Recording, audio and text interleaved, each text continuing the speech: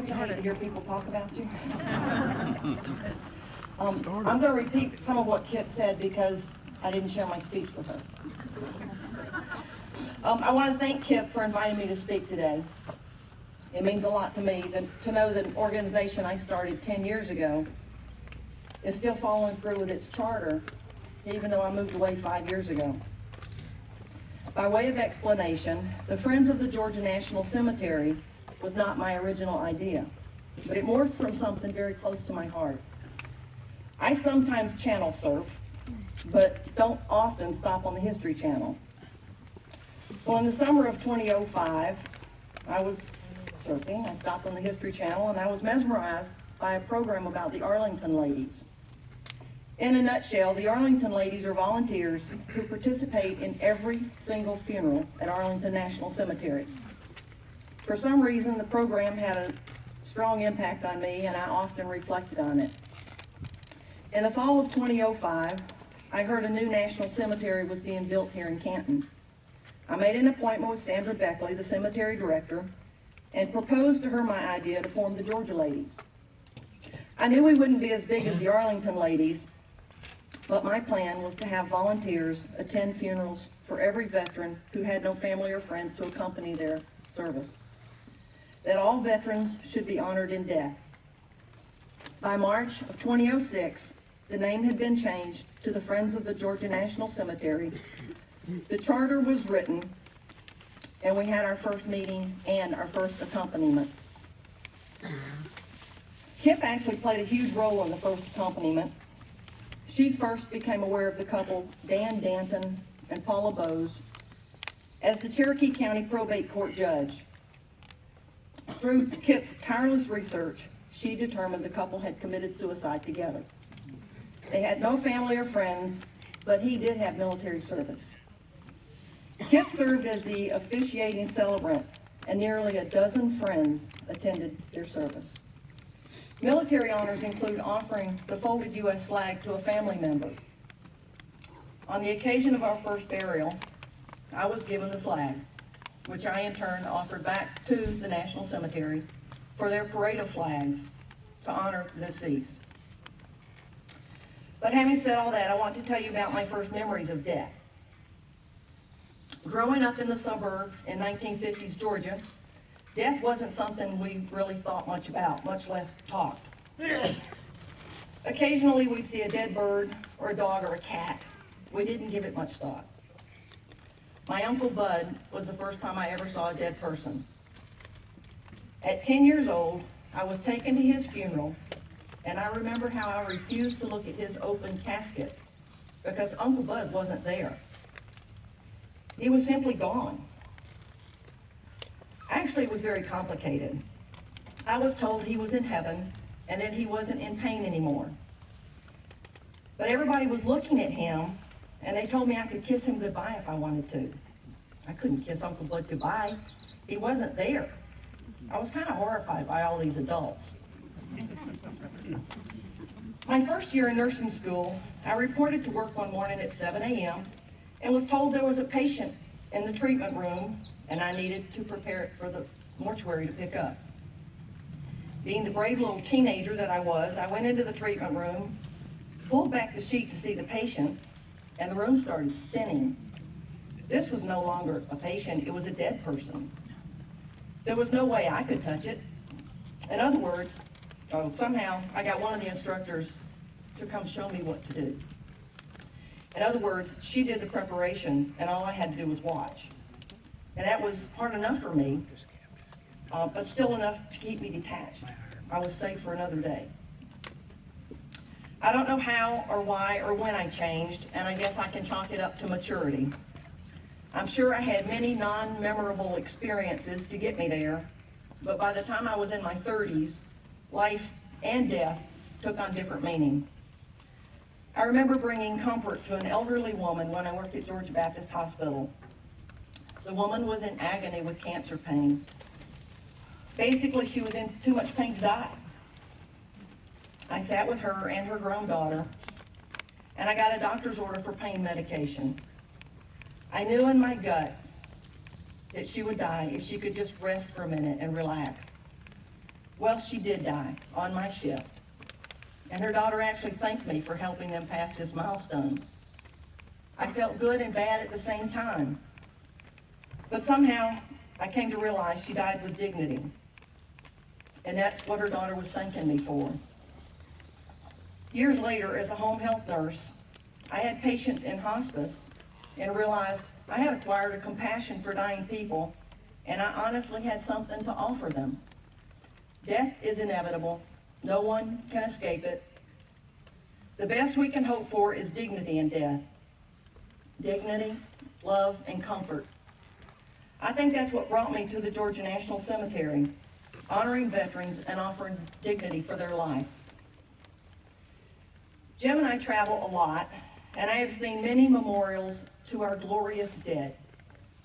These are war memorials. Celebrated, maybe. Famous or outstanding, maybe. But glorious is not a word I associate with death. As an Air Force Reserve flight nurse in the early 1990s, I had occasion to be walking back to my airplane on the flight line at Dover Air Force Base with my flight crew. We all saw it at the same time. Flag draped caskets being walked off a C-5. We stopped and came to attention and stared. Tears ran down my face as I thought about the mothers and the fathers and the sisters and brothers and spouses and children of those dead soldiers.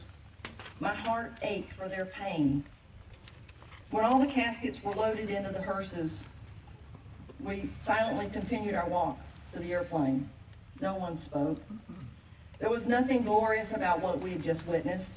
It was painful to watch, and no words could describe it. Recently on 60 Minutes, I watched a segment on Gold Star mothers and how Blue Star mothers are looking out for them. One Gold Star mother said, "I don't know how they do it. We are their worst nightmare." The Blue Star mothers said it was their obligation and described the love they felt for these parents who had lost children to their country's defense. Love, compassion, and dignity. In preserving these in life, we uphold them in death. Everyone has a story. Gold Star families, as well as families of all military veterans, should have an opportunity to talk about their loved ones. This may be a little corny, but it's the main reason I joined the VFW. I did serve in Desert Shield and Iraqi Freedom, but I didn't see combat. So I never felt as qualified to be a member of the VFW as those who served in combat. From my own experience of growing up with a father who was a Pearl Harbor survivor, as well as his twin brother, I always felt a special connection to those who served. I joined the VFW to hear them tell their stories, like Harold Davis, who was in the Battle of the Bulge and helped liberate Dachau, and Jim Herring, who flew a glider into Normandy on D-Day, and Bill Newton, who was on Iwo Jima. These men were so special, and I am so fortunate to have known them and others who could tell me their stories. So if you come upon someone who has a deceased family member, please ask them to tell you about them. That simple request keeps their loved one alive in their heart. Don't let them be forgotten. And that brings us to Memorial Day. Originally, 7 states had observances for a remembrance to honor the Civil War dead, calling it Decoration Day, because they decorated graves with flowers.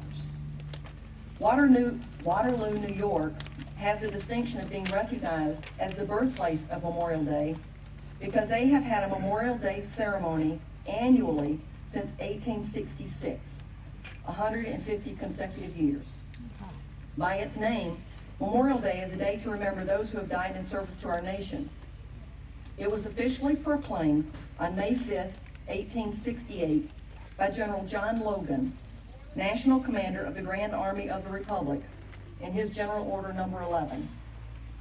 He proclaimed the 30th of May is designated for the purpose of strewing with flowers or otherwise decorating the graves of comrades who died in defense of their country during the late rebellion, and whose bodies now lie in almost every city, village, and hamlet churchyard in the land. He chose his date because it wasn't the anniversary of any particular battle.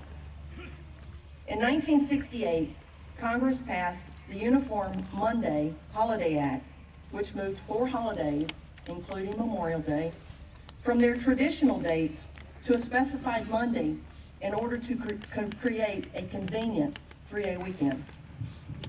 This changed Memorial Day from its traditional May 30th date to the last Monday in May.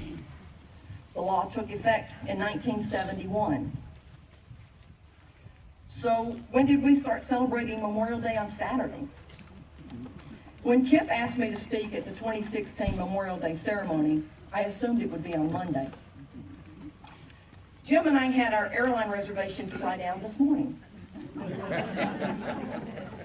It wasn't until I saw an email from her about the annual meeting of the Friends of the Georgia National Cemetery that I realized I'd made a huge mistake. So we changed the airline reservation, the hotel, the rental car. I told my friends and family what I was doing and that I'd be speaking on Saturday, not Monday. Do you know how many high school graduations are today? Well, anyway, I'm here and my family is not. I have 2 great nieces graduating today. I do want to thank you all for being here. But seriously, what will you be doing on Monday? Is it really a day to remember those who have died in service to our country, or the official beginning of summer?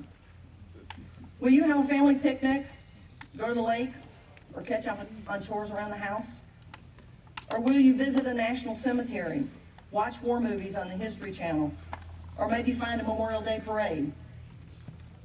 Please try to keep, at least to remember the ones you've loved and lost. Please try to keep them close to your heart. Talk about them to anyone who will listen. On the way down here, I read an AARP magazine article that said at 3 o'clock on Monday, May 30th, there will be a national moment of silence, and then Amtrak will blow their horns. I haven't heard that before. It's been an honor and a privilege for me to speak with you today. In closing, I want to repeat the words of TAPS, which is now a standard component of military funerals to symbolize a soldier's duty day is over. It goes like this. Day is done, gone the sun, from the lakes, from the hills, from the sky. All is well, safely rest, God is nigh. Fading light dims the sight, and a star